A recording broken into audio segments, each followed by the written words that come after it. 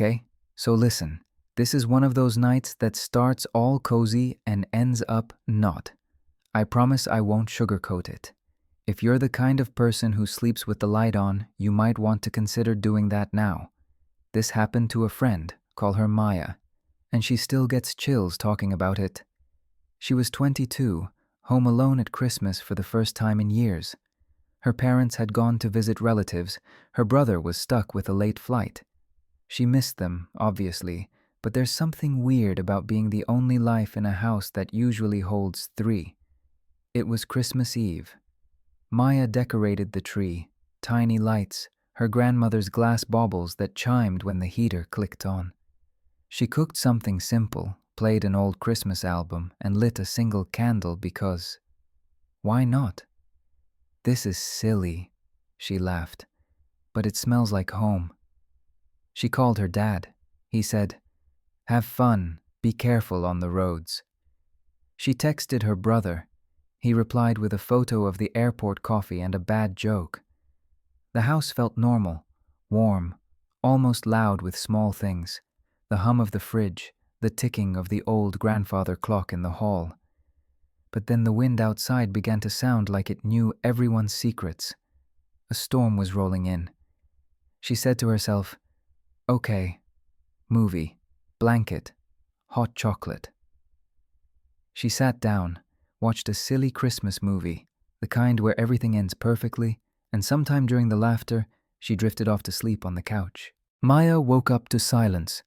The movie was off.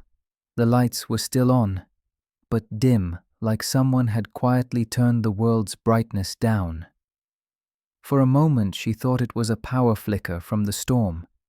She rubbed her eyes and stretched, then noticed something strange. One of the baubles from the Christmas tree lay shattered on the floor. Just one. She frowned. It was one of the glass ones. Old, fragile. But she remembered hanging it higher up the tree. She sighed. Gravity, I guess. Still, it bothered her. She cleaned it up, turned on a lamp, and the faint hum of light filled the room again. Everything looked fine. Normal. She took a deep breath, settled back onto the couch. Then came the sound. A single knock. From the front door. She froze. It wasn't the friendly, three-tap kind of knock. Just one. One heavy knock that echoed in the hallway. She stood up slowly, heart starting to pound. "Hello?" she called. No answer. She walked to the door, looked through the peephole. Nothing. Only snow swirling under the streetlight. The porch was empty. She opened the door just a little. Cold air rushed in. Nothing. No one. She closed it again, locked it, and whispered to herself, "Probably just the wind." 5 minutes passed. Her phone rang. It was her dad. "Everything okay?" he asked. "You sound weird." "Yeah," she said, trying to sound normal. "Power flicker. Storm's bad. All right, just don't watch those creepy movies alone, kiddo," he said, half joking. She smiled faintly and hung up, but the house didn't feel normal anymore. Something about the air had changed, thicker, quieter. Over the next hour, small things started to happen. The cookie tray she left on the counter was on the floor. A window she'd locked was now slightly open. Her Christmas stocking had moved from the fireplace to the stairs. And the toys, the old ones from childhood, were somehow out of the box she'd packed away. She whispered to herself, "Okay, I'm not losing my mind." I locked everything, but deep down, she knew something wasn't right. Maya went upstairs. Each step felt heavier than the last. The house creaked in that slow, breathing way old houses do, like it was listening. She tried to laugh it off. "It's just wind, pipes, and my overactive brain," she told herself. But the air upstairs was colder. It shouldn't have been. The heater was on. Her bedroom mirror faced the hallway. Something about it made her uneasy tonight. She avoided looking directly at it, but as she turned away, she thought she saw movement. Not a reflection of herself exactly, but a shape. She turned back quickly. Nothing, just her own tired eyes staring back. She sighed, grabbed her phone, and opened her messages. No signal. Of course, the storm. Then, faintly, she heard it. A soft sound almost like humming, coming from downstairs. She froze. The tune was slow, old, like a lullaby. Her grandmother used to hum it when Maya was little, but no one else knew that tune. She whispered, "Dad?" Silence. The humming stopped. She forced herself down the stairs, flashlight in hand, the beam cutting through the warm glow of the Christmas lights. The living room looked the same. The tree, the couch, the candle. Everything looked exactly as it should, but on the table lay something that wasn't there before. A photo. It was her family, her mom, dad, brother, and herself, sitting by the same tree, but the picture wasn't from this year. It was from 10 years ago, and in the corner, barely visible in the shadow, stood a figure.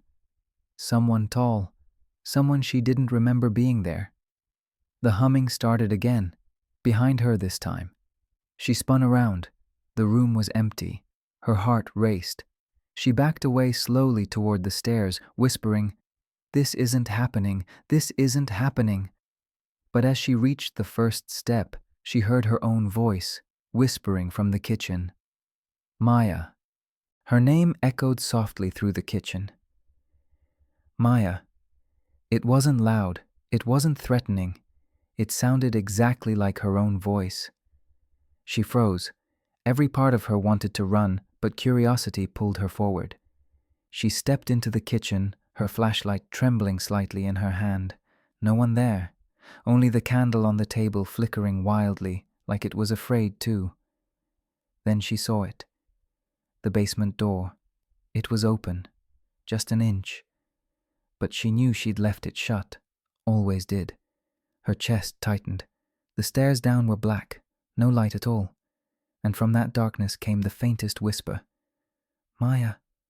This time it sounded sad, almost pleading.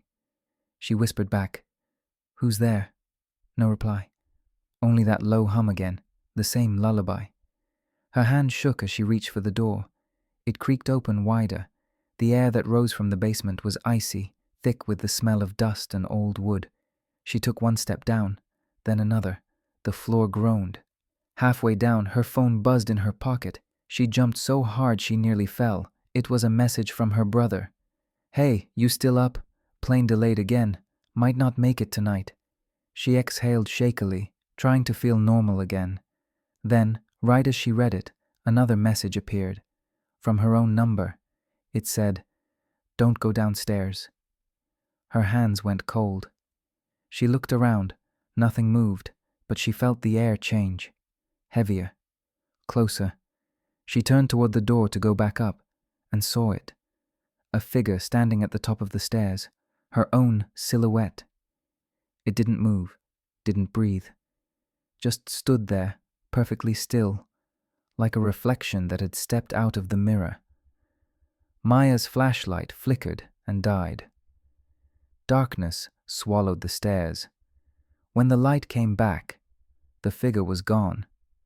She ran, straight up out of the kitchen, locked herself in her room, and pushed a chair against the door.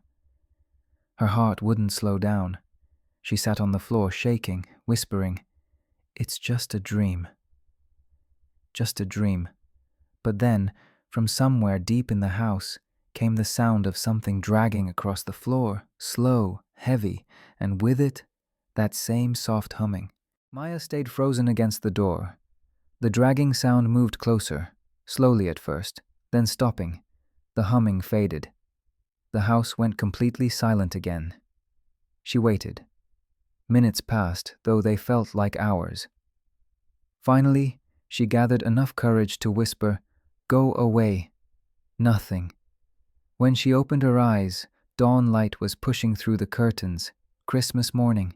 She had survived the night. Somehow. The house looked peaceful again, almost pretending nothing had happened. The tree glowed softly in the living room. Her gifts sat untouched. She walked downstairs carefully. No broken ornaments. No open doors. Everything looked just as she'd left it. For a second, she actually smiled. Maybe it had all been a dream. Maybe she just needed sleep. She made coffee, turned on the radio, and tried to let the warm smell fill the house. That's when she noticed the footprints. Faint, but there, in the thin layer of snow by the door. They led inside. Only one set. Bare feet. Her hands started shaking again. She followed the prints across the floor, past the tree, toward the stairs. They stopped right at the basement door, which was open. Her phone buzzed. A new message from her brother. "Hey, just landed. Be home soon." She exhaled in relief until another message appeared immediately after. Same number, same brother. "Who's in the house with you?" She froze, staring at the screen. Then from the hallway mirror just behind her reflection, a second face smiled back, and softly, from nowhere and everywhere at once, came that same humming lullaby.